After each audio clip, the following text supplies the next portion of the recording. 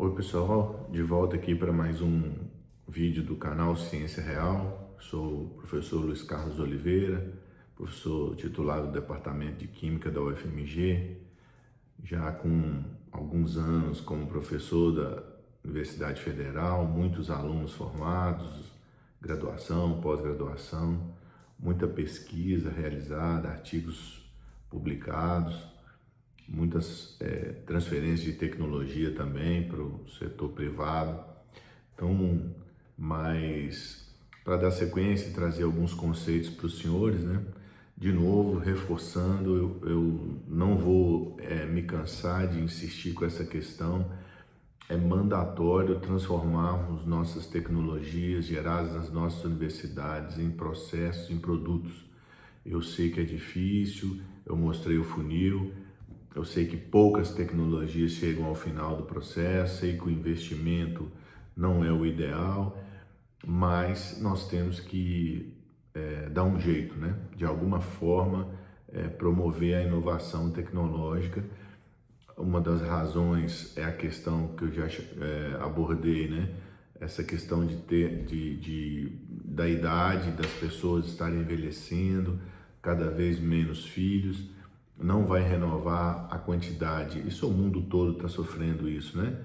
O problema é que o Brasil, além de tudo, é um país em desenvolvimento. Então, a quantidade de pessoas em idade produtiva vai diminuir, isso vai ter reflexo depois na Previdência. A gente precisa desenvolver tecnologia. E essa frase acho que ilustra bastante isso, né? Por falta de conhecimento, meu povo pereceu. Aconteceu isso em outras épocas, né? Então, como que nós podemos atuar nessa área também para que a gente possa sofrer o mínimo possível essa transição energética, já que combustíveis fósseis traz bastante riqueza para o país, emprego, etc., né? Então, como que a gente pode fazer essa transição sofrendo o mínimo possível, né? Desenvolvendo tecnologia, nós precisamos achar um caminho, né? Eu sei, né, a dificuldade que existe o vale da morte aqui das pesquisas, que a gente brinca, né? A maioria das pesquisas acadêmicas, ela não atravessa o vale da morte, fica aqui presa. De novo, não estou querendo criar nenhuma dicotomia e não concordo com ela entre pesquisa básica e aplicada. São importantes. Não tem pesquisa aplicada, não chega em pesquisa na indústria, não existe inovação sem os fundamentos, sem a pesquisa fundamental, tá? É claro que as dificuldades aumentam quando você decide fazer inovação, acho que isso já ficou claro, né?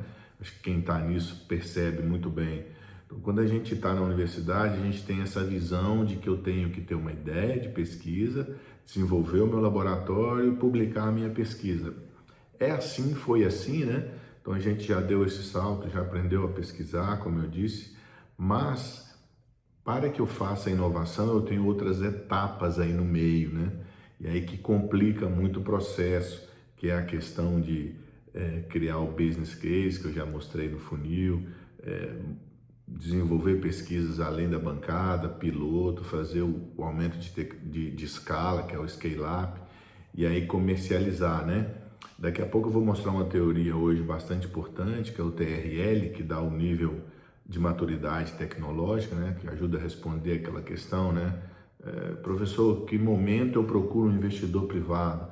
Professor, minha pesquisa já está num nível para que eu possa buscar um investidor público, privado, né?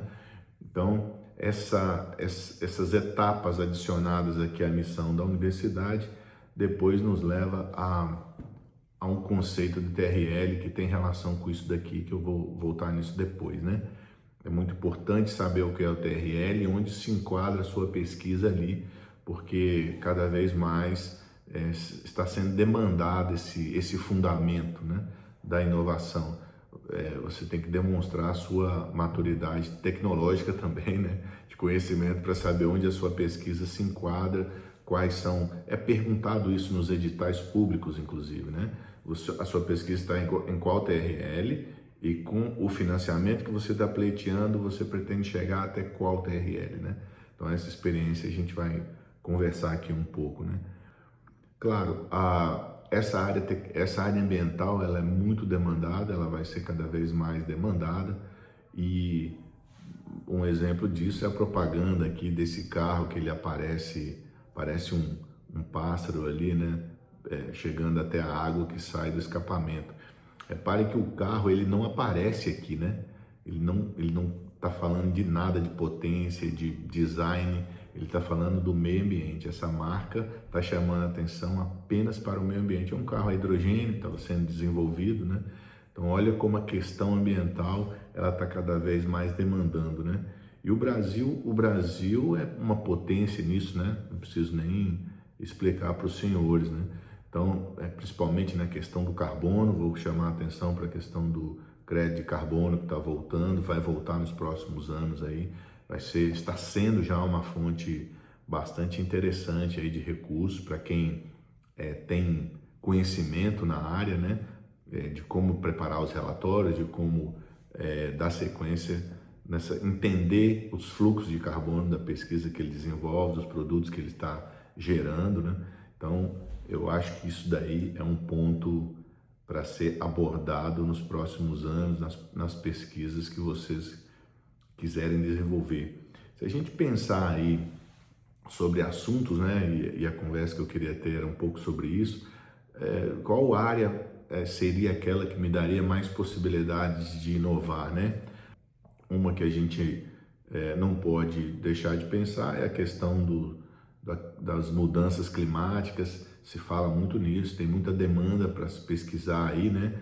Isso aconteceu aí com o aumento do uso de combustíveis fósseis, como que os usos dos combustíveis foram sendo atualizados, né? Modificados ao longo da história, e o que alguns pesquisadores apontam que causou muito aumento do CO2 na atmosfera, né? Então a gente tinha ali uma concentração de CO2, de fato alguns pesquisadores têm demonstrado um aumento de temperatura maior do que que se espera devido ao aumento segundo as pesquisas, aumento de CO2, né?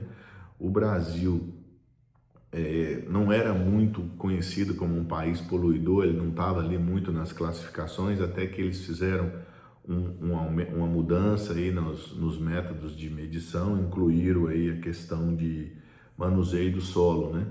Então, não acho muito justo colocar o Brasil ali em quarto, né?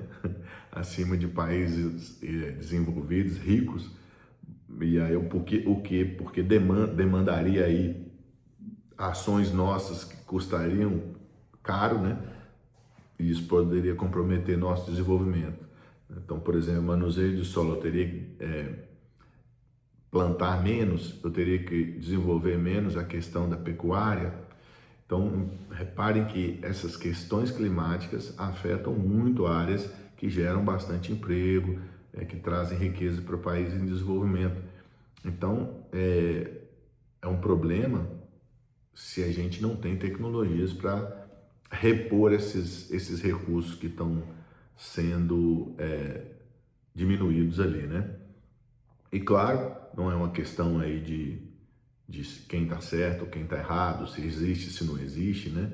Então, é uma questão de a gente criar desenvolvimento científico e riqueza para a nação. Esse é o meu ponto, né? Não outras questões além disso, né? Então, precisa realmente acompanhar essa quantidade, desenvolver pesquisas que diminuam o uso de CO2 ou que sejam capazes de capturar CO2 e aí contribuir nessa área. Então, essa é uma área que demandaria bastante pesquisa e teria bastante gente, empresas, governos querendo investir numa pesquisa que você desenvolvesse aí, que tivesse esse apelo, né? Essas questões ambientais, elas estão sendo discutidas aí ao longo dos anos, né? Um dos primeiros movimentos foi o Tratado de Kyoto lá em 1997, que já estava prevendo essa questão de crédito de carbono, de diminuição de emissão, né? O Brasil, por exemplo, tinha o compromisso de até 2030 diminuir as emissões em 43%, né? Um compromisso bastante rigoroso.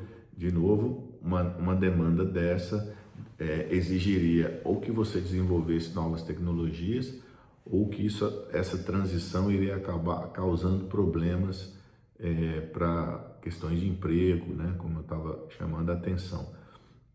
Só para não deixar de passar aqui, um dos pesquisadores que liderou a comitiva brasileira nesse evento, no Tratado de Kyoto, foi o professor Vargas.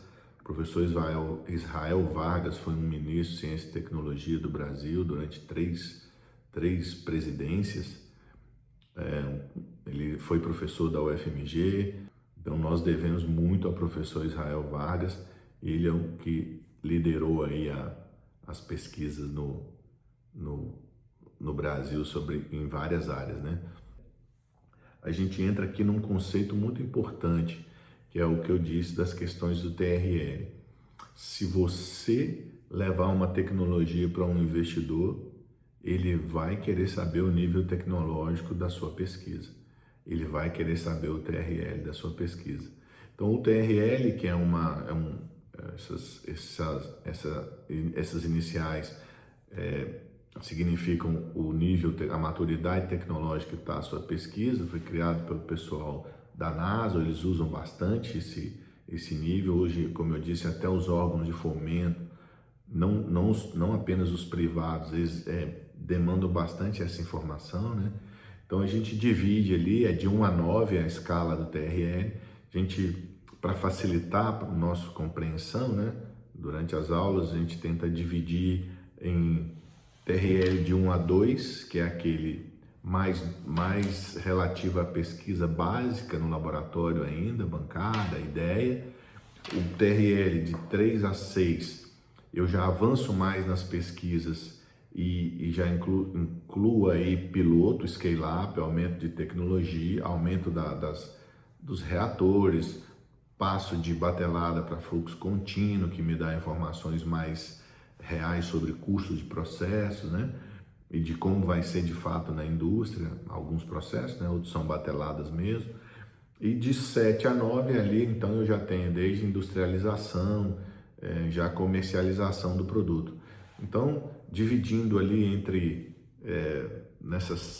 estratificando ali, fica mais fácil, eu acho, de compreender, né? De assimilar. 1 a 2, pesquisa básica, 3 a 6 ainda pesquisa, prova de conceito, né?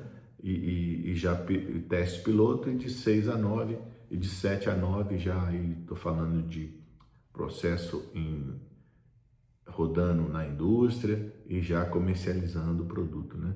Então o TRL ele tem variações de entendimento, né? A gente pode dividir ele aqui, por exemplo, o autor já divide em 3, né? Prova de conceito de 1 a 3, o protótipo indo de 4 a 7, e depois 8 e 9 mercado, né? Então pequenas variações existem, mas a questão é você saber, né, onde o seu processo se encaixa ali. Ele pode estar ali na transição, né, entre o 3 e o 4, isso é normal, mas você tem que ter uma ideia, né? Você não pode chegar para um investidor ou descrever isso num edital de que a sua tecnologia tem TRL 7, TRL 6, se você nunca testou um piloto, né? Então essas são as noções aí, isso é um conceito bastante importante que a gente tem que levar para o investidor, né? Então eu vou trazer no próximo vídeo, então, uma questão de uma tecnologia específica, que é aquela da economia circular, do TRL que ela saiu e do TRL que ela chegou, né? E como a gente pode explorar aquele tipo de tecnologia e gerar e levar para o mercado, né? Pessoal, muito obrigado por mais esse vídeo aqui e até a próxima. Abraço.